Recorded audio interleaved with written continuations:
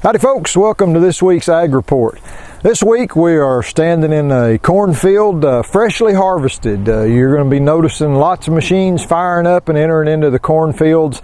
It's kind of one of the old jokes. We're all lined up on the end waiting for somebody to start to do, and we all talk to each other. Hey, you going to start? Oh no, it's too wet. You know, nobody wants to cut a wet load and get in trouble or anything. So I think we all kind of slip around behind the trees until we find something good, and then we run by blowing the horns, wave at everybody, hey, I got a load going. So we are off to the races. So we're with Scott Boren today. We're going to talk about corn. Scott is the Ellis County Farm Bureau president. He's also on the Texas Wheat Producers Board.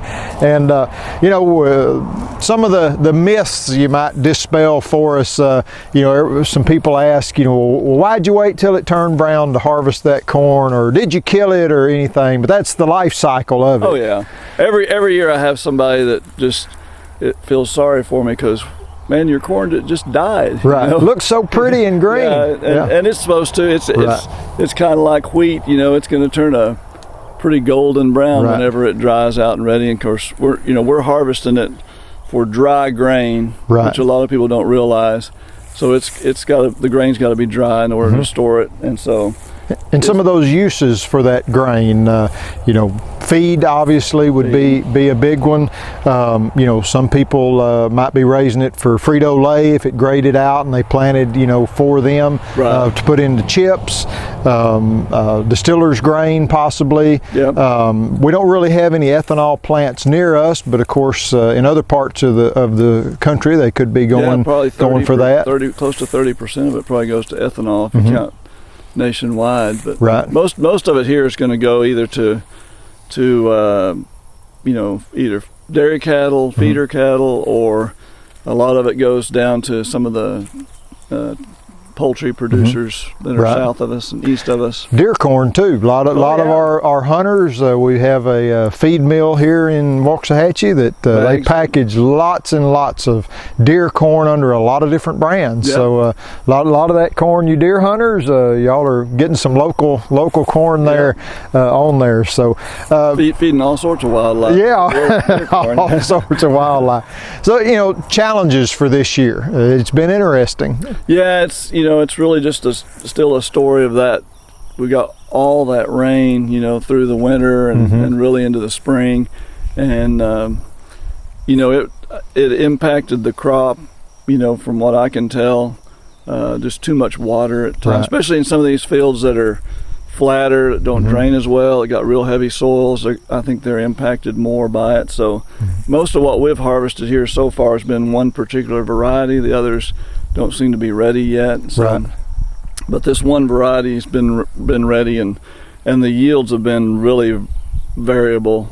All over the place. We've got a yield monitor on the combines, and I was running one of them in the field, close to Ferris the first day, and there were areas of the field that were averaging in the 30s, and there was areas that were 170 to 180. So it's just, which was probably those flat spots you were talking about in the lower end. Yeah, those are the ones that the hillsides in the higher end, which is ironic for us to be talking about too much water. We're dry land here. There's no irrigation, and usually we are lacking because of water and making those low yields, and those lower spots are usually our good ones. Yeah. That's what we're looking for. In a year like this, it hurts you because the water itself caused some damage, I think, but I think also there was just a lot of nutrient loss, fertilizer lost, and so the corn just didn't have what it needed, and it was so wet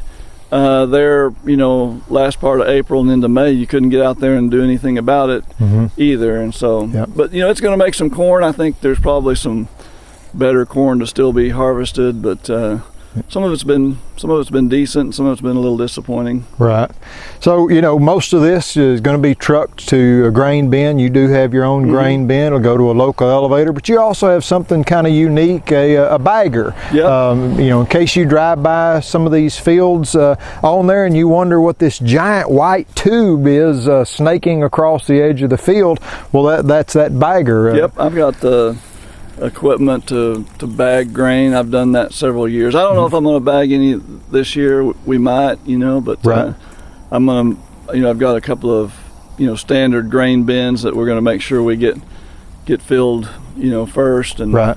I've sold some, ahead already, just always got to have a little money coming in to pay Yes. the bills. And, Right. and so Buy that fuel, pay the hands, buy the parts. It's operating money. Oh, You've yeah. got to have some cash flow to keep things going. That's right. So, we'll see if there's enough crop here to put any in bags or not. Right. So, but and most people I think are, the price just seems like it keeps going down. But Right. I think most people are thinking that later on it's probably going to go back up because there's a lot of problems across all of the country.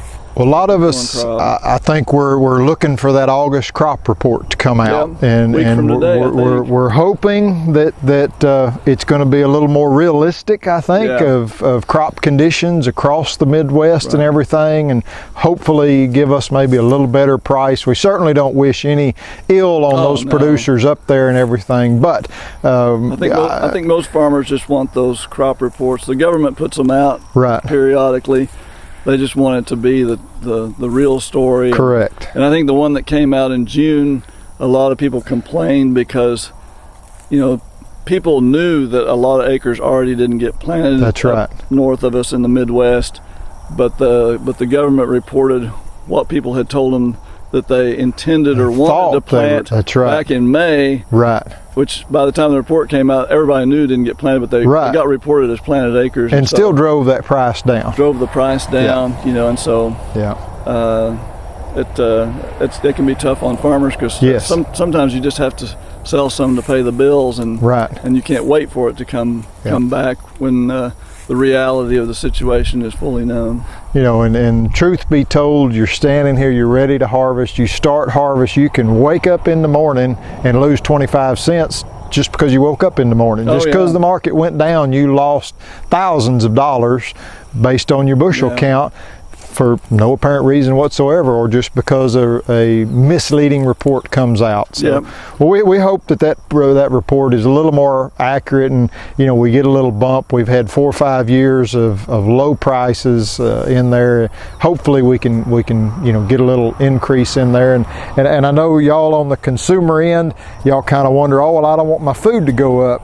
It's probably not going to go up. There's a large buffer between what we're getting the price here for and what y'all are getting on the other end, so you're not really going to notice anything, but it'd sure make a world of difference for us if it we got that 50 cents that we've lost in the last 2 weeks back. That would be kind of a game changer. I always tell people that farming's not for the faint of heart. That's but we just I think all farmers, they just want to be paid a fair price. That's correct.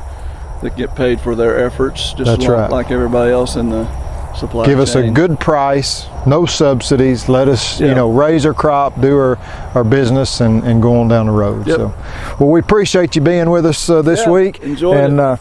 We hope y'all enjoy this glimpse into the corn. Remember, be careful with passing the equipment. Watch out for these guys. Large buggies, large combines, hard to see around. Give them a little extra room. They're usually not going too far down the road, so just have a little patience. Be careful. Everybody wants to go home. Y'all take care now.